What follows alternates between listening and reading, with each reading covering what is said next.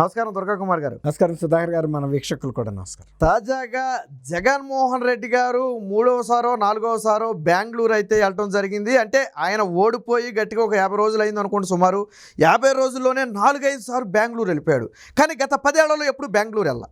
ఏంటి జగన్మోహన్ రెడ్డి గారి బెంగళూరు వెళ్ళటం అంటే, ఒకటి రాష్ట్రం నుంచి పారిపోతున్నాడా, లేదా అక్కడ ఏదైనా కుట్ర జరుగుతుందా, ఎందుకు హైదరాబాద్ రావటం లేదు, ఏంటంటారు అసలు దీని వెనకున్న కథ? అసలు జగన్మోహన్ రెడ్డి గారి మనస్తత్వమే చాలా డిఫరెంట్ అండి. ఎవరు అంచనా వేయలేరు. ఇప్పుడు ఎవరి బిడ్డ గురించి అయినా తల్లికి తెలుస్తుందండి. విజయం గారు కూడా ఫెయిల్ అయ్యారు. ఒక తల్లిగా తన కొడుకు ఏంటనేది ఆమె చెప్పలేకపోయింది. ఆమె ఎక్కడ దెబ్బతిందంటే, ఒక రాజన్న ప్రభుత్వం నడుపుతాడని హామీ ఇచ్చింది ప్రజలకి, కానీ రాజన్న ప్రభుత్వం ఆయన నడపలేదనేది ఆమె ఒప్పుకుంది. తర్వాత షర్మిల గారు ఒప్పుకుంది, అసలు మొన్న ఈ గతంలో ఇట్లా లేడు, అధికారంలోకి వచ్చిన తర్వాత ఇలా మారిపోయాడని. అంటే ఆయన పూర్తి వ్యక్తిత్వం అనేది వీళ్ళకి కూడా తెలియలే ఇన్ని సంవత్సరాల్లో. ఆయన్ని అంచనా వేయటం ఎవరి వల్ల కాదండి. ఇంతవరకు భారతదేశంలో ఇంతమంది ముఖ్యమంత్రులు వచ్చారు, ఏ ముఖ్యమంత్రి కూడా జగన్మోహన్ రెడ్డి గారు ప్రవర్తించిన తీరులో ప్రవర్తించలా. 151 స్థానాలు ఇచ్చిన ప్రజలను ఆయన ఒక శత్రువులుగా భావించాడంటే, తర్వాత ఆయన సమావేశం ఏర్పాటు చేసిన మందిరాన్ని 24 గంటల్లో కోల్చమని చెప్పాడంటే, ఎవడన్నా తిన్న ఇంటి వాసాలు లెక్క పెడతాడండి. అసలు భిన్నమైన వైఖరి అవలంబించాడండి. ఇవాళ మీరు అన్నారు 10 ఏళ్ల నుంచి ఆయన అక్కడికి వెళ్ళలేదు బెంగళూరు అని. 10 ఏళ్ల నుంచి ఆయన మనస్తత్వం ఏంటంటే, ఒక్కసారైనా ముఖ్యమంత్రి అవ్వాలనేది ఆయన జయం అండి.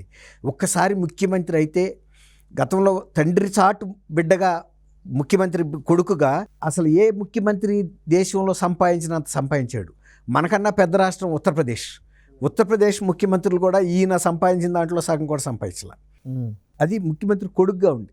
అవును. అందువల్ల ఆయనకు ఒక కోరిక ఏంటంటే, ఎక్కువసార్లు కూడా ఆయన కోరలా ప్రజల్ని, ఒక్కసారే కోరాడు. ఒక్కసారి ఇచ్చారు. ఆ ఒక్కసారికి ఎంత సంపాదించాలో కూడా ఇక ఆయన అంటే దయా దాక్షిణ్యం లేకుండా 25 ఏళ్ళు ముఖ్యమంత్రి ఉన్నా సంపాదించినంత సంపాదించేశాడు.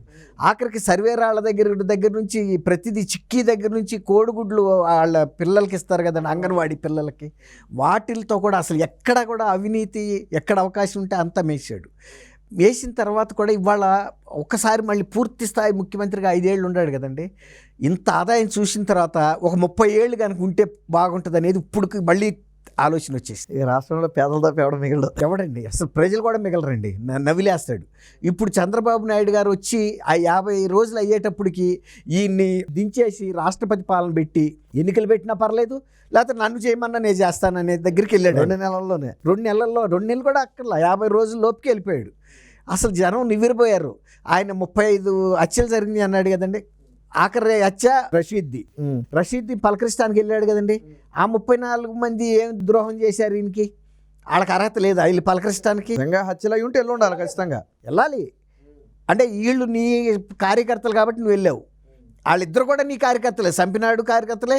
మళ్ళీ వెళ్ళి ఆ సంపినాడు కూడా జైల్లో పలకరించి వస్తాడు. మన పిన్నెల్లి రామకృష్ణారెడ్డి గారిని ఈవీఎంలు పగలగొట్టాడని చెబుతున్నాడు, మళ్ళీ వెళ్ళి పలకరించాడు, చాలా మంచి వ్యక్తి అని చెబుతున్నాడు. మంచి వ్యక్తి అయితే ఈవీఎంలు ప్రజాస్వామ్యం గురించి మాట్లాడుతున్నాడు. అసలు ప్రజాస్వామ్యం అంటే ఏంటి, ఏమిటనుకుంటున్నారు చంద్రబాబు నాయుడు?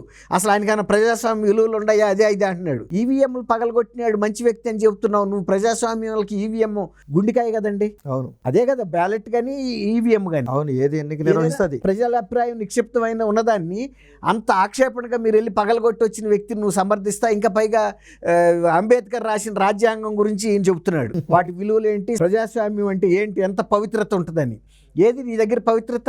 నువ్వు ఏ వర్గం వాడిని వదిలిపెట్టావు, ఎంప్లాయీస్ని ఏది ఇచ్చావు, చంపించావు. తర్వాత నీ ఎమ్మెల్సీలు వెళ్ళి చంపి ఎస్సీఎల్ని డోర్ డెలివరీ ఇస్తే నీ పక్కన పెట్టుకు తిప్పావు. కనీసం ఒక్కరోజన్నా పార్టీ నుంచి సస్పెండ్ చేయొచ్చు కదా, కనీసం మాట వరుసకైనా. అసలు ఖండించావా ఇది ఘోరం అని? అసలు ఎక్కడన్నా ఏ హత్యనైనా ఖండించాడు ఆయన? ఎలాంటి ఘోరం? ఇప్పుడు పిన్నెల్లి రామకృష్ణారెడ్డి గారు వాళ్ళు ఆడ మనిషిని, ఒక ప్రతిపక్ష పార్టీ అయి ఉండొచ్చు, నరికితే కనీసం ఇట్లాంటి దౌర్జన్యాన్ని నేను సహించనని చెప్పాలి కదండి. ఇప్పుడు చంద్రబాబు గారు ఏం చెప్పాడు, మీరు దౌర్జన్యాల కాటికి మనం వెళ్ళొద్దు, వాళ్ళు మనమే చేసినా సరే మనం భరిద్దాం, ఇవాళ మనం అధికారంలోకి వచ్చామంటే ప్రజలు మన మీద బాధ్యతతో ఇది చెప్పారు. ప్రజలు కూడా అడుగుతున్నారు మమ్మల్ని ఇబ్బందులు పెట్టిన అధికారుల మీద చర్య తీసుకోమని. కానీ తీసుకోవాలంటే కూడా వాళ్ళ సిబ్బందిని అందరి మీద చర్యలు తీసుకుంటే పరిపాలించేది ఎవడో ఒకడినైతే వాడుకోవాలి కదండి. అవును. అదే చెబుతున్నాడు చంద్రబాబు గారు, కొంచెం ఓర్చుకోండి, తర్వాత మన సిబ్బంది పెరిగిన తర్వాత వీళ్ళని ఇంకా ఏదైనా ఇతర సెక్షన్లకు పంపిద్దాం, ప్రజలతో సంబంధం లేని సెక్షన్లకి. కానీ అప్పుడు రాక అయితే తప్పదు కదా. ఇవాళ ఈ భూ కబ్జాలు ఎంత పెద్ద ఎత్తున జరుగుతున్నాయండి. ఇంకా పైగా చెబుతున్నాడు చంద్రబాబు నాయుడు గారికిను రామచంద్రారెడ్డికి చిన్నప్పుడు తగాదాలు ఉన్నాయి బడిలో ఉన్నప్పుడు, అట్లాంటి కొట్టుకుని దాని మీద కక్ష పూర్తిగా వ్యవహరిస్తున్నారు. అంతమంది వచ్చి ఫిర్యాదులు చేస్తుంటే ఈయన కళ్ళు కనపడతలేదండి, చెవులు వినపట్టలేదా? కానీ వాటి మీద అయిన కూడా ప్రకటన ఇవ్వచ్చుగా. అందులో కనుక ఏమన్నా ఫాల్తూ కేసెస్ ఉంటే, నకిలీ ఫిర్యాదులు ఉంటే వాళ్ళ మీద కూడా చర్యలు తీసుకోమని చెప్పొచ్చు కదా. ప్రజలు ఎవడన్నా ఇందులో నకిలీ వాళ్ళు కూడా ఉండొచ్చు అని ఆయనకు అనుమానం ఉంది. ఎవడన్నా నా భూమి కబ్జా కాకుండా భూమి కబ్జా అయిందని ఫిర్యాదు ఇస్తాడండి? ఆ తరాలు ఉండాలి కదా. వాళ్ళు చూస్తారు కదా, ఏదయ్యా నీ భూమి ఏది, నీ సర్వే నెంబర్ ఏంటి, నీది ఎక్కడ కబ్జా అయింది, అవ్వకుండా ఇచ్చావని ఆడి మీద చర్య తీసుకోరా? అంటే ఇక్కడ అర్థం కాదు ఏంటంటే ఎందుకు బెంగళూరు వెళ్తున్నాడు అంటారు. బెంగళూరు అదేనండి, హైదరాబాద్ రావట్లేదు. ఏమంటే సచివాలయానికి వెళ్ళే పరిస్థితి ఉందా ఆయన? మొన్న కూడా ఏమంటున్నాడు, మీరు సచివాలయంలో వైట్ పేపర్స్ రిలీజ్ చేస్తే నేను ఇక్కడ నా ఇంట్లో కూర్చుని ప్రెస్ కాన్ఫరెన్స్ పెట్టి వైట్ పేపర్స్కి ప్రచారం దొరకకుండా చూస్తానంటున్నాడు. తర్వాత అక్కడికి వెళ్తే అడుగుతారు కదండి. ఇప్పుడు షర్మిల గారు అడుగుతుంది, నువ్వేమన్నా ఒక ప్రతిపక్ష నాయకుడు ప్రజల తరపున వెళ్ళి శాసనసభలో మాట్లాడకుండా నీ ఇంట్లో కూర్చుని మాట్లాడితే దానికి ఏమన్నా విలువ ఉంటుందా, పవిత్రత ఉంటుందా? ప్రజాస్వామ్యంలో నిన్ను ఎన్నుకుంది ఎందుకు శాసనసభలోకి వచ్చి వాళ్ళ సమస్యలు మాట్లాడాలి? ఆయన ఏమంటాడు, నాకు మైక్ ఇవ్వరని. నువ్వు మైక్ ఎప్పుడున్నావు అక్కడ లోపలికి వెళ్ళి? స్పీకర్ గారు సుమోటోగా చెప్పాడు, స్వయంగా నేను నీకు న్యాయం చేస్తాను, నీకు ఇబ్బంది ఉండదు, నువ్వు వచ్చి సభలో కూర్చోమని. ఆయన్ని చిత్రవంశలు పెట్టిన రఘురామరాజు గారు కూడా ఆయన సలహా చెప్పాడు, బాబు నువ్వు వచ్చి శాసనసభలో కూర్చో, ప్రజా సమస్యలు పరిష్కరించు అని. నన్ను కొట్టాడు ఆయన అది కూడా మర్చిపోయాడు. అట్లా ఆయన శాసనసభలో ఉండలేడండి. అట్లని విజయవాడలో ఉండలేడు. విజయవాడలో ఆ రోడ్డు మూయించేశాడు కదా, ఎవరో వచ్చి దాడి చేస్తారని ఒక భ్రమలో ఉన్నాడండి ఆయన, భ్రాంతుల్లో ఉన్నాడు. ఆ భయం, ఇప్పుడు ఆ రోడ్డు తీసిన తర్వాత ఎవడైనా వచ్చి నన్ను ఏదైనా చేస్తాడన్న భయానికి అక్కడ ఉంటలా. అట్టాని ఇక్కడికి వస్తాడా, రేవంత్ రెడ్డి ఉన్నాడు ఇక్కడ, రేవంత్ రెడ్డి ప్రభుత్వం ఆయనకి వ్యతిరేకం. అట్లాంటప్పుడు ఆయనేమో మొన్న ఈయనకి సపోర్ట్ చేశాడు, బీఆర్ఎస్కి అవుట్ అండ్ అవుట్గా. ఇప్పుడు ఇక్కడ కనుక ఏమైనా మంతనాలు చేస్తున్నా ఏదున్నా లోటస్ పాండ్లో వీళ్ళు ఇంటెలిజెన్స్ ఉంటారు. రెండోది గబుక్కుని అర్ధరాత్రిలో చంద్రబాబు నాయుడు రేవంత్ రెడ్డి మాట కలుపుకుని రఘురామరాజుని కనుక లేపేశారు చూడండి, అట్లా లేపుతారేమో అని కూడా భయం ఉంది ఆయనకి. ఆయన నంద్యాలలో చంద్రబాబుని లేపాడు కదా, అట్టాగే గబుక్కుని లేపారనుకోండి ఏం చేయగలుగుతాడు? అందుకని కనీసం దూరంగా ఉంటే బెంగళూరులో ఉండాలని అందుకని బెంగళూరు వెళ్తున్నాడు. బెంగళూరులో కూడా ఆయన ఏం చేస్తున్నాడంటే ప్రభుత్వం మీద వ్యతిరేకంగా కుట్రలు చేయడానికి అది ఒక మంచి ప్రదేశం అండి. అక్కడ ఉంటే ఏ ఇంటెలిజెన్స్ వాళ్ళు, అది చాలా పెద్ద 25 ఎకరాల్లో ప్యాలెస్, ఆ ఏ తలుపులు ఎటు నుంచి ఎవడొస్తాడో ఎవడెళ్తాడో కూడా తెలియదు, నిఘా పెట్టడం కూడా సాధ్యం కాదు ఎవడికి. కాబట్టి ఒక రకంగా అక్కడ ఉండి ఇప్పుడు మొన్న ఢిల్లీ ప్లాన్ చేశాడు హడావిడిగా, వెళ్ళి నిరసన చేయాలి, ధర్నా చేయాలని. తర్వాత ఆయనే నాలుగు కరుచుకున్నాడు, నేను అనవసరంగా వెళ్ళి ధర్నా చేసి మోడీ గారు ఈపు మీద సరిసినట్టే కదా అది, అనవసరంగా దెబ్బ కొట్టి వచ్చాను నేను, ఆయన నాకేం చేస్తాడన్న భయం ఇప్పుడు ఆయనలో మొదలైంది.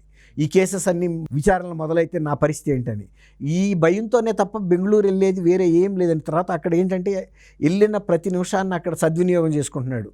ఈ రకరకాల వ్యక్తులతో సమావేశాలు ఏర్పాటు చేసి ఈ ప్రభుత్వాన్ని ఎట్ట పడగొట్టాలి, రాష్ట్రపతి పాలన ఎట్ట తేవాలి, అవసరమైతే గతంలో రాజశేఖర్ రెడ్డి గారు కూడా, చెన్నారెడ్డి గారు చీఫ్ మినిస్టర్గా ఉన్నప్పుడు 1990 అప్పుడు పెద్ద మతకల్లోలాలు లేపాడండి. చెన్నారెడ్డి గారు చెప్పాడు, ఇది కేవలం రాజశేఖర్ రెడ్డి నన్ను పడగొట్టడానికి చేస్తున్నాడు. కేఎన్ సింగ్ అని వచ్చాడండి కేంద్ర పరిశీలకుడు, ఆయనతో చెప్పాడు, మేమందరం కూడా ఉన్నాం 3 o'clock సచివాలయం రోడ్డు మీద లోపల, నన్ను పడగొట్టడానికి ఈయన ప్రయత్నం చేస్తున్నాడు, అతనికి అంత ఇబ్బంది అక్కర్లేదు, మిస్టర్ సింగ్ ఐఎమ్ రిజైనింగ్ అని చెప్పేశాడు 3 o'clockకి. 3 o'clockకి చెప్పేశాడు కేవీ రమణాచారి గారు, ఐఏఎస్. అవును, ఐఏఎస్. ఇప్పుడు మొన్నట్రాక ఈ దీంట్లో కూడా ఉన్నాడు కదా సలహాదారుగా బీఆర్ఎస్ పార్టీకి.